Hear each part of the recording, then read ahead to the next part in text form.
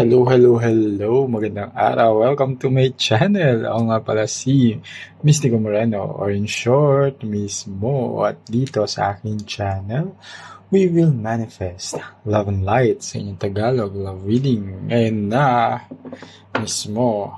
Okay, so this reading is for all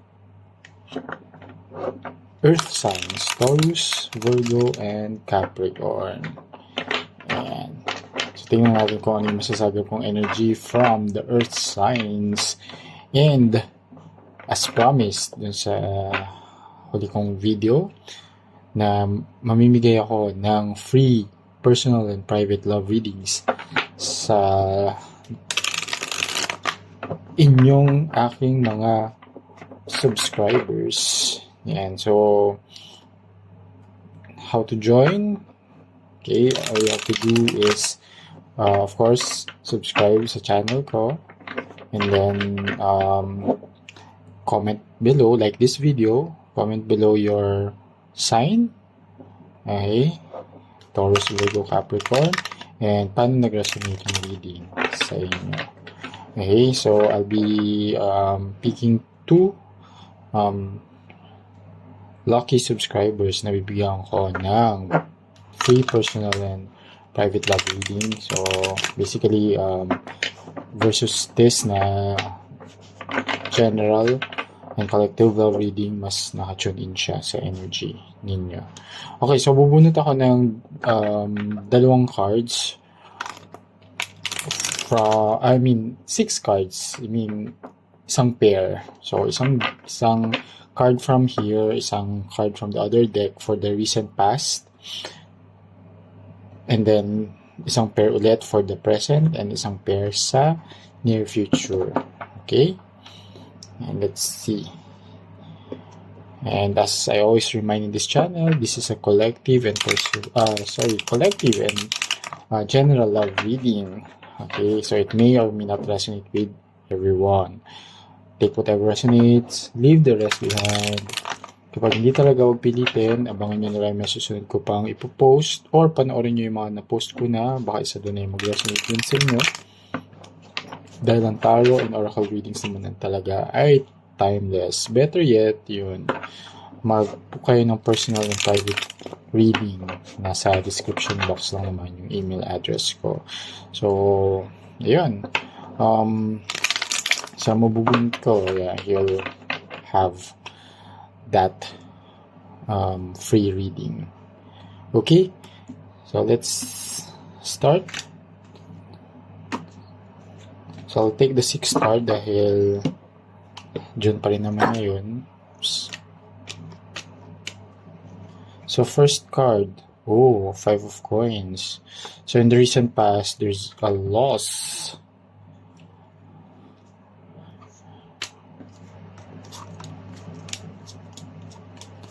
Clarified by Page of Swords.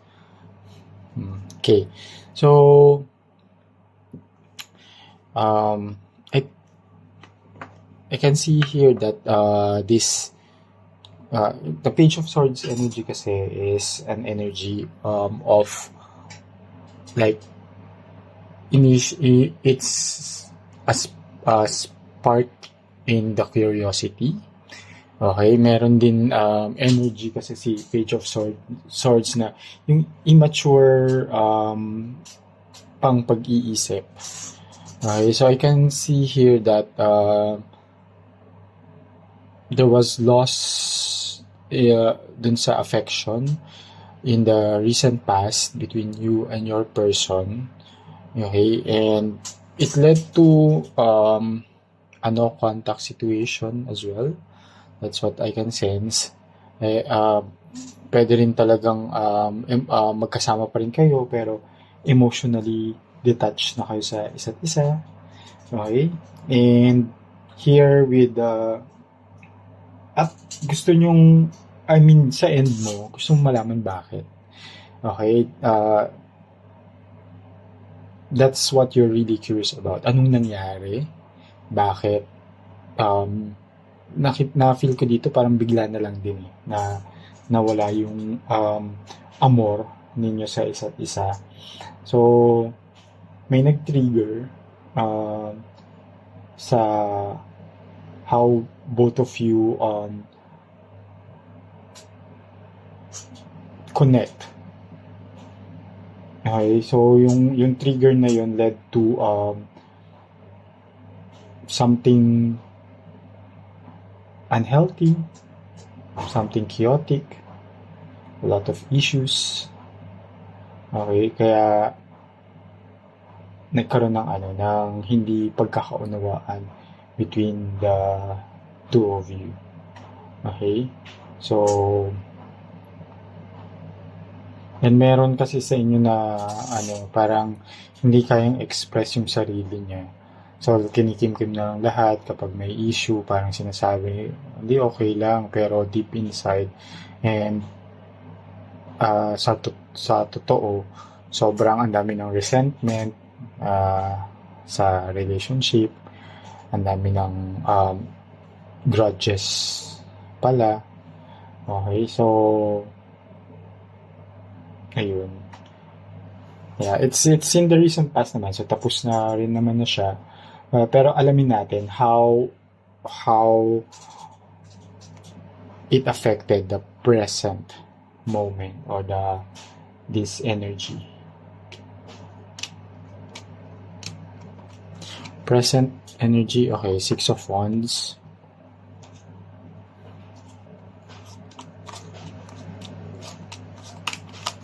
And Page of Wands. Okay, so at the present moment, so from 6 of Wands to and Page of Wands. So si 6 of Wands kasi meron siyang energy of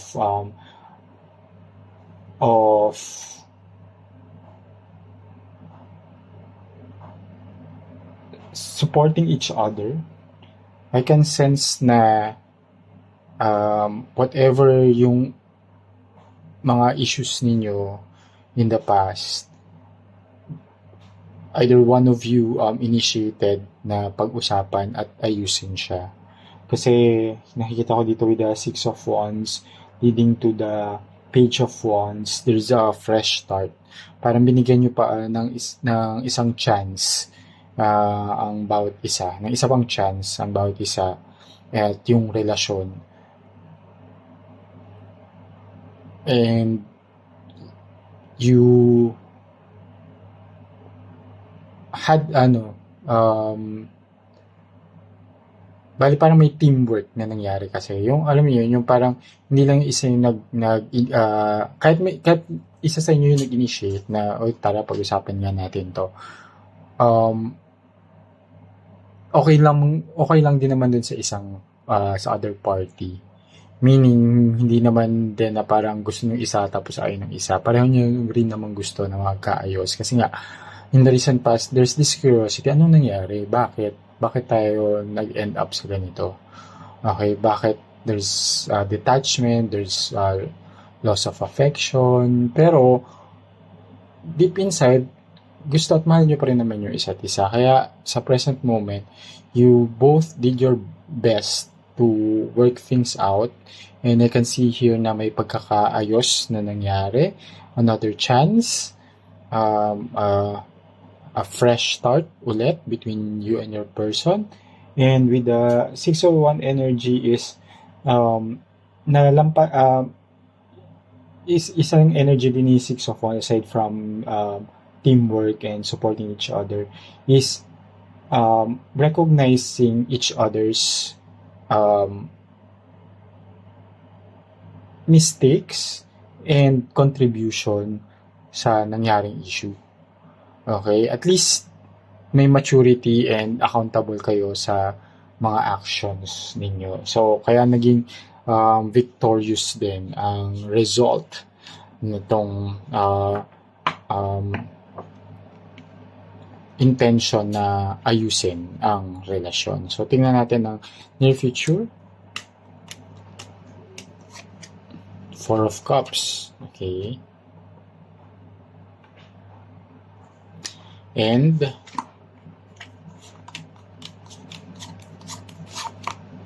Two of Wands. Okay. However, in the near future, ang nakikita ko dito, may decision pa rin kayo na kailangang gawin. It's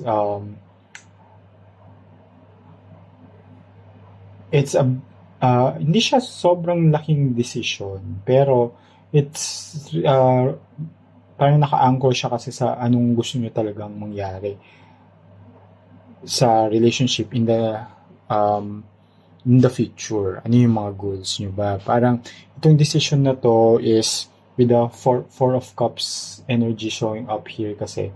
Si four of cups kasi merong hindi pa kayo kontento. Kuwari itong present, okay, naayos nga siya. Pero parang may kulang pa. Hindi nyo pa rin ma-pinpoint kung ano yung kulang. Pero madidiscover nyo yan sooner than later. And what I can see here is once na-discover nyo to na ito yung kulang, parang hahanapin nyo, syempre, parang you feel na there's something lacking, di ba? So, may discontent, may energy of discontent. And because of this discontent, ito sa near future, meron kayong hinahanap pa or may feeling ninyo may kulang pa sa relasyon. And because of that, kasi si Four of Cups na, dahil na-feel ninyo na parang may kulang. Parang, sige, inayos nga namin tong relasyon namin, pero may kulang pa rin. And leading to another cycle of detachment ang nakikita ko dito. And that's why mag-lead siya into something na kailangan yung mag-decide ano ba talaga yung gusto ninyo. Gusto nyo ba na alamin pa ano yung kulang or gusto nyo na talagang i-reassess yung kahantungan ng relasyon. Okay? So, kasi it's Two of Wands din is about desire, tapos Four of Cups is about discontent. So, something na meron talaga kayo na hinahanap pa na yun yung mag-lead sa kailangan yung pag-desisyonan when it comes to the connection. So, sige, to end this reading, bubunot ako ng isang oracle card as advice from the universe. Okay? So, tingnan natin ano ang advice ni universe sa inyo. Wisdom. Yan. Kaya, di ba, parang feeling nyo may kulang. Pero actually, alam nyo na rin siya somehow. So, kailangan nyo siyang upuan and based sa mga experiences ninyo, you have the wisdom to actually decide kung ano yung tamang gawin when it comes to this connection. So, seek for that wisdom para maging tama yung magiging decision nyo in the near future. Kasi, syempre, hindi lang naman ikaw ang maapektuhan ng decision na yun, pati yung other person and the relationship itself. Ayan. So, saan nakatulong itong reading na to? Use this reading still with discernment. Abangan nyo na lang yung mga susunod ko pang love reading dito lang sa aking channel. Muli, ako si Mystico Moreno, or in short, Mismo. Okay? Comment na sa baba your sign. Okay? And yun. Ingat!